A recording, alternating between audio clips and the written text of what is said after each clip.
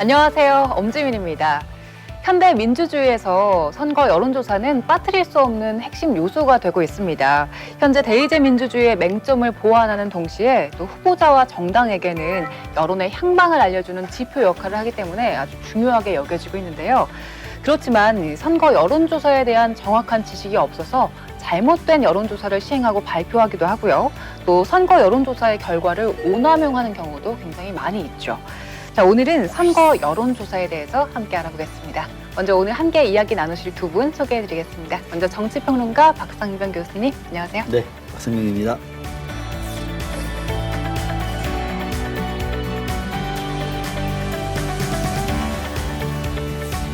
선거 여론조사 심의위원회 신성홍 팀장님, 안녕하세요. 네, 안녕하십니까.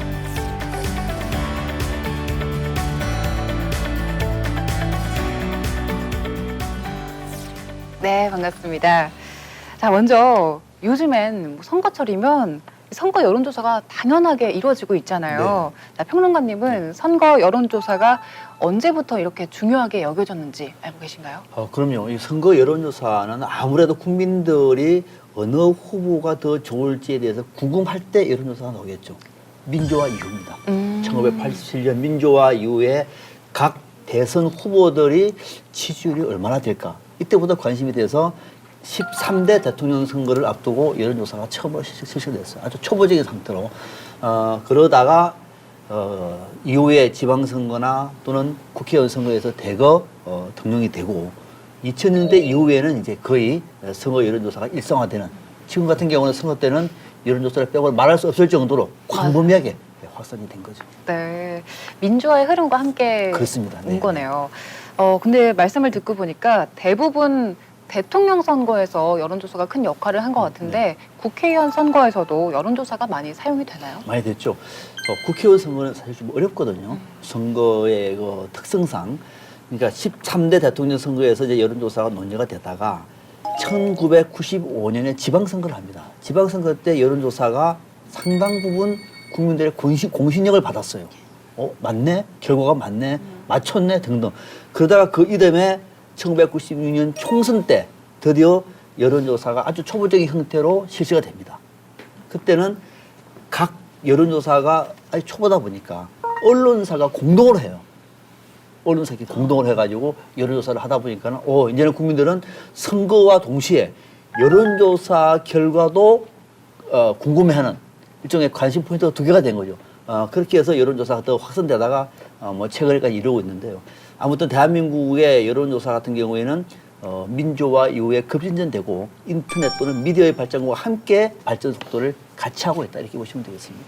네, 사실 이 선거 여론조사에 대해서는 많은 분들이 체감을 하실 것 같은 게 거의 일주일마다 여론조사 결과가 업데이트 되고요. 또 조사 기관도 굉장히 많이 생겼잖아요. 그런 만큼 유권자들이 이 선거 여론조사를 접근할 수 있는 경로가 다양해진 것 같습니다. 그런 만큼 선거 여론조사의 높은 수준을 유지하는 게 굉장히 중요할 것 같은데요. 우리나라에서는 선거 여론조사 심의위원회를 두면서 운영을 하고 있죠. 네.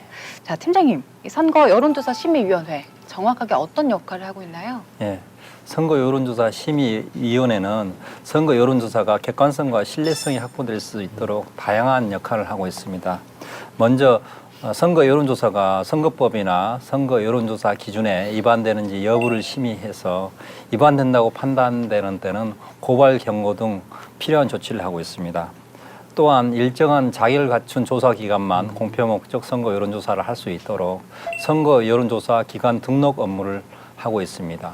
그 외에 선거 여론조사 실시 신고 접수를 통한 질문지 심사와 표본 대표성 확보를 위한 홈페이지를 통한 휴대전화 가상번호를 제공하고 있으며, 그리고 선거 여론조사 관련 제도 및 기법 개선에도 노력하고 있습니다. 저는 단순히 모니터링이나 관리 정도의 업무만 생각을 했었는데 질문지 심사 같은 다양한 업무까지 맡고 계시네요. 자, 그럼 선거 여론조사에 대해서 조금 더 자세하게 알아보겠습니다.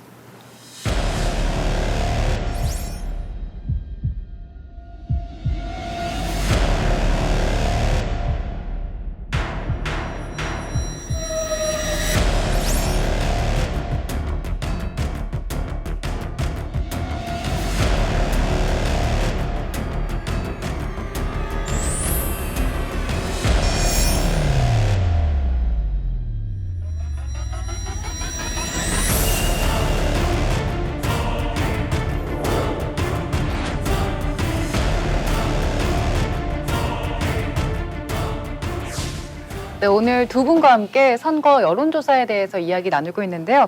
우선 선거 여론조사가 뭔지 정확히 알아야 될 것 같아요. 팀장님께서 설명 좀 해주시죠. 예. 선거 여론조사는 선거를 동기로 하거나 선거를 빌미로 하는 등 선거와 관련 있는 여론조사를 말합니다.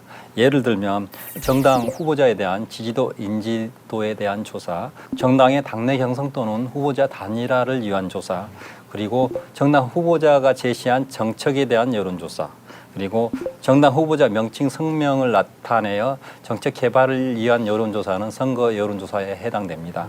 또한 후보자 등록 개시일부터 선거일까지 특별한 사정이 없다면 의정활동 관련 여론조사는 선거 여론조사에 해당됩니다.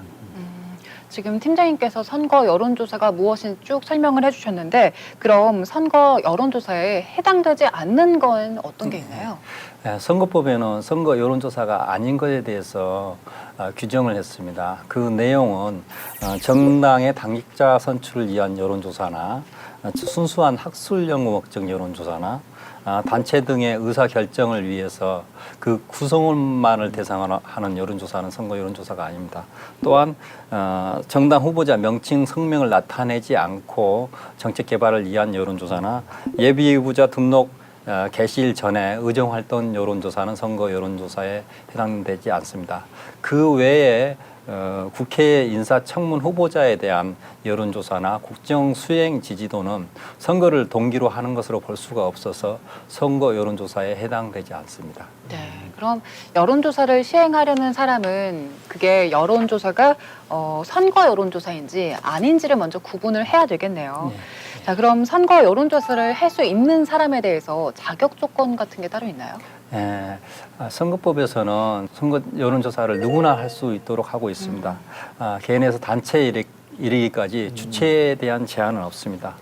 다만 표본 대표성 등 관련 규정을 준수해야 되기 때문에 여론조사에 대해서 전문성은 필요합니다. 또한 공표 목적 선거 여론조사를 실시하려면 관할 심의위원회에 선거 여론조사 기관으로 등록해야 됩니다. 그래야지 공표 목적 선거 여론조사를 할 수가 있습니다.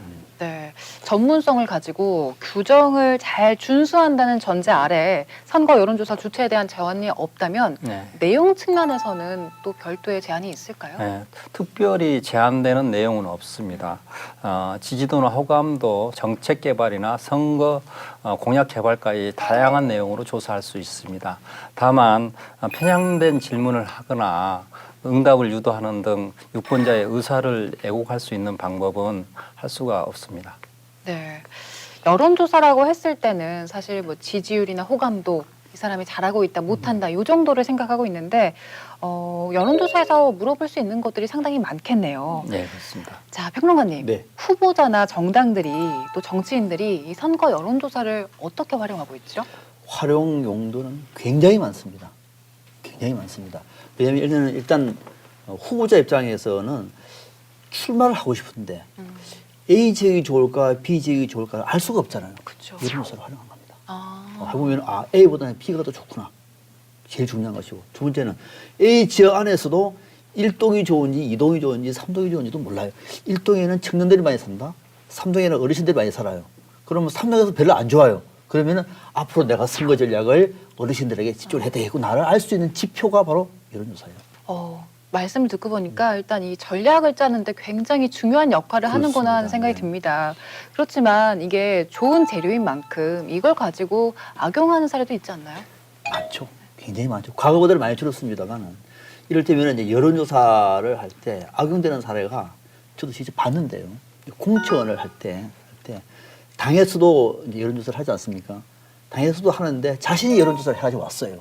자, 이거 보십시오. 내가 이 지역에서 지지율이 80%가 나왔는데 왜 나를 공천하지 않느냐고. 근데 그 여론조사는 본인이 한 거예요. 믿을 수가 없는 거예요. 여론조사를 말 그대로 악용하는 것이죠. 그러니까 그런 경우에는 신뢰성이 있다고 하더라도 또 특정 시점에 있는 여론조사를 가지고 와가지고 마치 그것이 자신의 대표적인 여론조사 결과인 것처럼 말하는 뭐 이런 경우도 있는 거예요. 그걸 믿고 싶을 것 같아요. 그런 거죠. 예. 그러니까 또 악용하는 사례고 또 이걸 가지고 또 상대방을 음해한다든지 또 상대방에 대해서 내가 이미 성기를 잡았다. 이른바 그 밴드웨건 효과를 노리고 무차별적으로 그런 얘기를 반복하고 또 그 나름 뭐 연설을 할 때도 제가 비 후보를 몇월 며칠 날 20% 포인트 따돌렸다고 사실 틀린 얘기는 아니거든요. 딱 한 번. 그런 경우가 있기 때문에 이런 것도 대표적으로 악용하는 사례라고 봐야 되죠. 아, 네. 진짜 뭐 안 좋게 쓰려면 얼마든지 활용할 그렇습니다. 수가 예, 있네요, 그렇습니다. 또. 그래서 우리나라에서는 이 공직선거법에서 선거 여론조사의 실시 방법을 명문화해서 규정하고 또 정해진 절차를 따라서 조사를 진행해야 되잖아요. 네, 그렇습니다. 자, 그 내용이 어떻게 되나요? 예, 선거 여론조사는 공표용과 비공표용으로 나눌 수 있습니다. 그 두 개의 절차는 다릅니다. 비공표용은 질문지 등을 포함해서 관할 심의위원회에 실시 신고를 한 뒤에 선거법에 규정된 표본 대표성 등을 준수해서 실시하면 됩니다. 그러나 공표용 조사는 조사 시스템, 분석 전문 인력 등 등록 요건을 구비해서 관할 심의위원회에 선거 여론조사 기관으로 등록해야 됩니다. 그 뒤에 질문지 등을 포함해서 선거 여론조사 실시 신고를 해야 됩니다. 여론조사를 실시할 때는 선거 여론조사 기준을 반드시 준수해야 됩니다. 여론조사가 끝난 뒤에는 여론조사 결과를 선거 여론조사 기준으로 정한 17가지 사항을 중앙여심위 홈페이지에 등록해야 됩니다. 다만 선거일 전 6일부터 실시하는 여론조사는 공표할 수가 없습니다. 네. 이런 선거 여론조사 결과를 보면요. 그런데 국민들 입장에서는 늘 드는 궁금증들이 있어요. 이걸 어디서 누가 조사를 했냐. 예. 또 아니 다 전화를 저 사람들은 받은 건데 왜 나한테는 안 오냐. 예, 예. 이런 궁금증이 들기도 하거든요. 자, 평론가님은 선거 여론조사에 참여를 해보신 적이 있나요? 저는 전화번호가 공개가 돼서 네. 전화가 오기를 기다리고 있습니다. 정말로요. 아, 기다리세요? 그럼요. 왜 그러냐면은 뭐 제 전공이기도 하고 한국 정치의 유권자의 행태를 분석하기 위해서는 여론조사 하는 사람들의 여론의 문제를 따라가다 보면 답이 나와요. 그래서 그걸 들으려고 바쁜 일을 하다가도 선거 여론조사라고 얘기하면은 만사를 세치도 다 합니다. 정말로 합니다. 역시 남다르시네요. 그렇게 했어요. 이거는 어느 기관에서 와 이렇게 질문을 하는구나. 내부적으로 이런 움직임이 있는 거구나. 질문 기법이 상당히 좋은데 뭐를 의도로 하지를 분석을 하는 거거든요. 그래서 저는 의도적으로 오는 것을 반기는데 별로 받으신 적이 많이 없죠. 저는 한 번도 전화를 받은 적이 많이 없어요. 안 가요. 근데 최근에는 저도 잘 안 오더라고요. 왜 안 오는지 잘 모르겠습니다. 저는 진짜 이렇게 해본 적이 없어가지고요. 아마 선거 여론조사를 뭐 뉴스를 통해서든 인터넷을 통해서든 접해본 분들이라면 이게 어떻게 이루어진 걸까 하는 궁금증이 들 것 같아요. 자, 팀장님. 네. 선거 여론조사를 하는 방법에는 어떤 것들이 있을까요? 네, 선거 여론조사는 일반적으로 전화조사와 패널을 활용한 인터넷 앱조사가 있습니다. 현재 여심위 홈페이지에 등록된 여론조사는 대부분 개인이 가지고 있는 휴대폰과 가정집에 있는 유선 전화를 활용한 전화조사입니다. 전화조사 방법은 기계가 자동적으로 조사하는 ARS와 면접원이 조사하는 전화 면접조사가 있습니다. 기계뿐만 아니라 사람이 직접 말을 하나요? 예, 그렇습니다. 그런데 이때 전화번호는 어떤 경로로 얻게 되는 거죠? 여심위에 가장 많이 쏟아지는 질문 중에 하나입니다. 대부분 조사 회사가 무작위로 랜덤 생성한 것이 많습니다. 또한 휴대전화 가상번호를 활용한 경우도 많습니다. 가상번호는 이동통신사가 보유한 휴대전화 번호를 개인정보가 누출되지 않도록 변환한 것인데 여심위 홈페이지를 통해서 제공하고 있습니다. 2016년에 정당의 당내 경선을 위해서 최초 도입됐다가 2017년에 표본 대표성 확보를 위해서 공표적 선거 여론조사에 활용하도록 제공 범위를 확대했습니다. 네. 그러면 이렇게 무작위로 선정이 된다고 하면은 뭐 평론가님처럼 전화를 받고 싶은 분들이나 저처럼 안 받아본 분들이 받고 싶다고 해서 받을 수는 없는 거죠? 방법은 따로 없는 거죠? 전화를 예. 만난 것이요. 그렇죠. 로또에 당첨된 거하고 비슷한 겁니다. 네. 쉽지가 않습니다. 그게. 안 받은 게 뭐 이상한 건 아니었네요. 네. 네, 이렇게 두 분과 함께 선거 여론조사의 기본적인 사항들에 대해서 함께 알아봤습니다.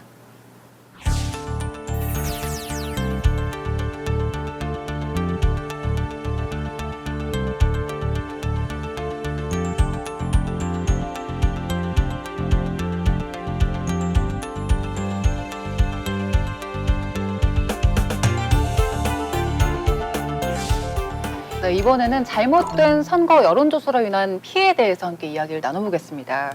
예전에는 선거 여론조사를 신문이나 뉴스를 통해서 많이 접했던 것 같은데 요즘에는 SNS 같은 개인 채널도 발달했고요. 또 유튜브 같은 뭐 경로가 확산이 되면서 개인들도 이 선거 여론조사 결과를 인용하고 또 이야기하는 경우가 굉장히 많잖아요. 그러다 보니까 이 잘못된 선거 여론조사가 나온다면 그 피해가 정말 걷잡을 수 없이 커지는 것 같은데요. 자, 그럼 선거 여론조사와 관련해서 나타나는 대표적인 위반 사례는 어떤 게 있을까요? 예, 위반 사례는 위반 주체에 따라 세 가지로 분류할 수 있습니다. 먼저 여론조사 기관의 위반 사례, 정당 또는 후보자 관계자의 위반 사례, 그리고 언론기관 및 일반 국민의 위반 사례로 분류할 수 있습니다.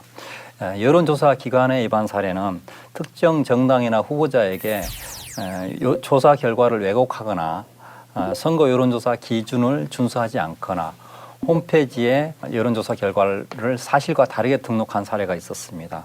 그리고 정당 또는 후보자 관련자의 위반 사례는 가장 많았습니다. 홈페이지에 등록되지 않는 여론조사 결과를 공표하거나 홈페이지에 등록된 여론조사라도 그 수치를 왜곡해서 공표하거나 또한 정당의 당내 경선에서 성연령 등을 거짓으로 응답 권유하는 사례가 있었습니다. 또한 유선 전화나 휴대전화를 수십 수백 대 설치해서 한 사람이 여러 번 여론조사를 응답한 경우도 있었습니다. 그리고 비공표용 여론조사임에도 공표용 여론조사임을 가장해서 휴대전화 가상 번호를 받은 경우도 있었습니다. 그리고 언론기관 및 일반 국민의 위반 사례는 인용 공표 보도 시 네 가지 공표 요건을 준수하지 않거나 인터넷에서 자발적으로 참여하는 사람들을 대상으로 하는 여론조사나 의견조사 같은 경우는 표본 대표성이 없기 때문에 선거법에 위반됩니다.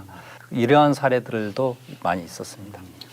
상당히 의도적으로 잘못 진행한 경우들이 있는데 그럴 경우에 따로 뭐 페널티가 있나요? 의도적으로 만약에 조작 왜곡을 하는 경우에는 형법상 처벌될 수도 있고요. 여론조사 기준을 위반했다든지 그런 경우에는 과태료를 부과할 수가 있습니다. 네, 그럼 이런 잘못된 선거 여론조사로 인해서 피해를 입었다면 피해 구제는 어떻게 할 수 있을까요? 예, 우선 선거 여론조사 결과의 객관성이나 신뢰성에 이의가 있는 경우에는 저희 관할 여론조사 심의위원회에 이의 신청을 할 수가 있습니다. 또한 선거 여론조사 관련돼서 언론 보도로 피해를 받은 경우에는 반론 보도 청구할 수 있는 게 다른데요. 먼저 방송 같은 경우에는 선거방송심의위원회, 그리고 신문은 선거기자심의위원회, 또 인터넷 언론 같은 경우는 인터넷 언론보도 심의위원회에 반론 보도를 청구할 수 있습니다. 네. 반론 보도를 청구함으로써 뭐 피해 구제를 신청을 할 수 있을 텐데요. 그런데 사실 일반 유권자 입장에서는 이 선거 여론조사가 잘 된 건지 잘못된 건지를 구별하는 것 자체부터가 어렵더라고요. 이 잘못된 선거 여론조사 어떻게 구별할 수 있을까요? 이것도 역시 똑똑한 그 시민의식이 필요해요. 그죠? 제일 관건은 어떤 여론조사 결과가 나왔을 때 믿을 수 있나 없나를 판단할 때 여론조사 기관이 중앙여심위에 등록이 됐는지 안 됐는지 먼저 봐야 돼요. 등록이 됐다는 얘기는 일단은 기본적인 형식 요건은 갖추고 있고 여론조사 결과 내용을 그쪽에다가 마지막으로 다 제출을 해야 되거든요. 기본적인 조건이 되어 있다는 얘기입니다. 두 번째, 그럼 중앙여심에 등록이 됐다 그래서 다 믿을 수 있느냐? 또 그것도 아니에요. 1년 전에 등록할 때는 잘 되어 있었는데 지난달에 폐업한 경우도 많아요.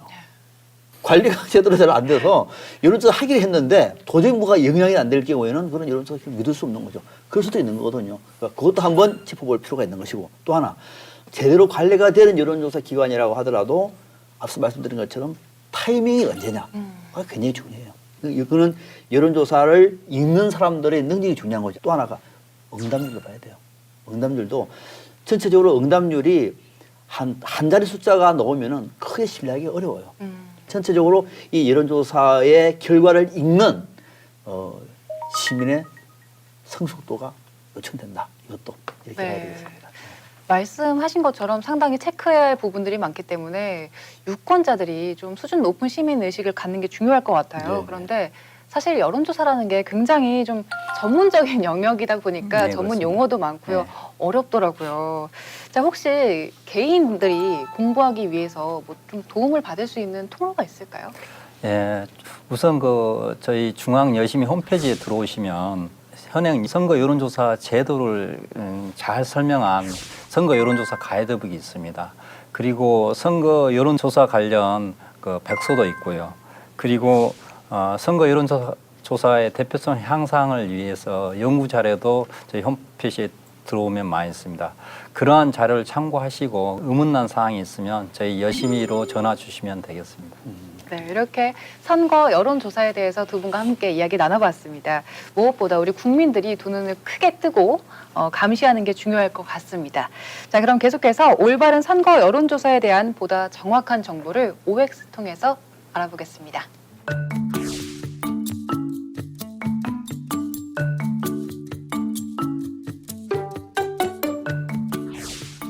네, 선거 여론조사와 관련된 궁금증을 OX 퀴즈로 함께 알아보겠습니다. 두 분 준비되셨나요? 네, 예, 준비됐습니다. 네. 들고 있습니다.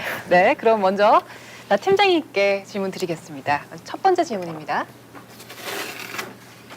합법적으로 시행했더라도 정당이나 후보자는 자신이 한 선거 여론조사를 공표해서는 안 된다. 네, 맞습니다.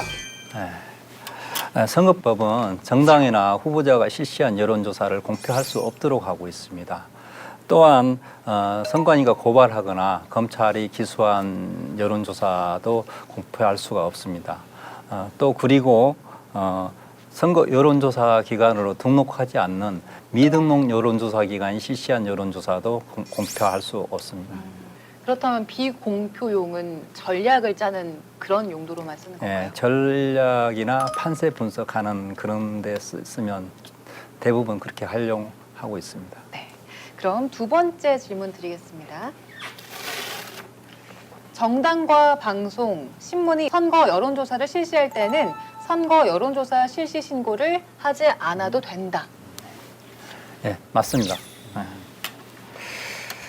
일반적으로 선거 여론조사를 하려면 공표용이나 비공표용 모두 신고를 해야 됩니다. 그러나 선거법은 정당이나 방송, 시도 단위 이상 신문 등에 있어서 선거 여론조사 실시 신고를 하지 않고 선거 여론조사를 할 수 있도록 선거법으로 규정하고 있습니다. 네. 그럼 마지막 질문입니다. 선거 여론조사 실시 신고를 하고 시행한 선거 여론조사는 모두 중앙선거 여론조사 심의위원회 홈페이지에 결과를 등록해야 한다. 예, 틀렸습니다. 왜냐하면 선거 여론조사는 공표용과 비공표용으로 나눌 수가 있는데 공표용 조사만 중앙선거 여론조사 심의위원회 홈페이지에 등록하면 됩니다. 비공표용은 공표하는 것이 아니기 때문에 공표를 한다면 또 선거법에 저촉됩니다. 네, 그렇다면 결과는 공표용 조사만 등록하면 된다는 점 예, 말씀해 맞습니다. 주셨습니다. 네, 그럼 다음 판넬로 넘어가 보겠습니다.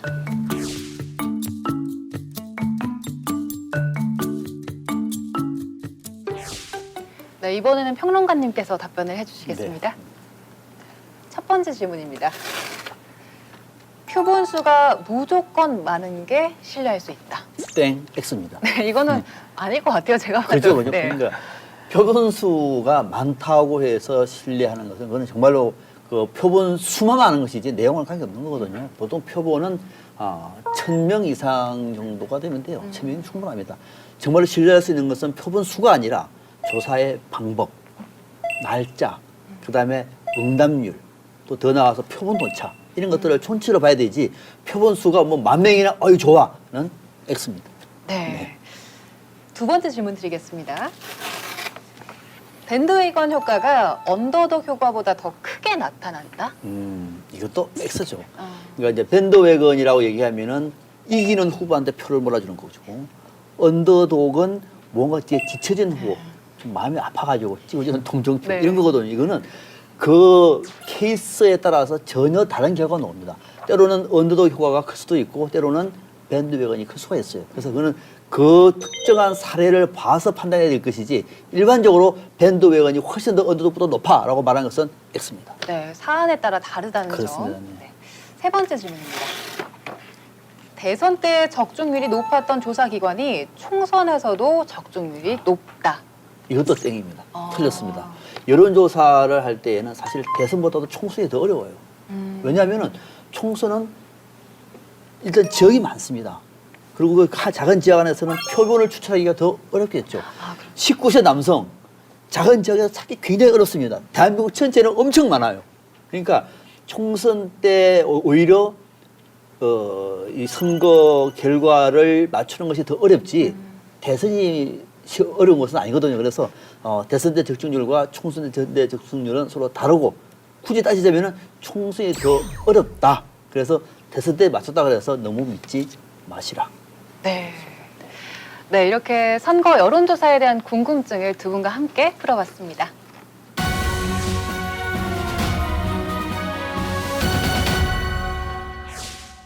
네, 어느덧 마무리할 시간입니다.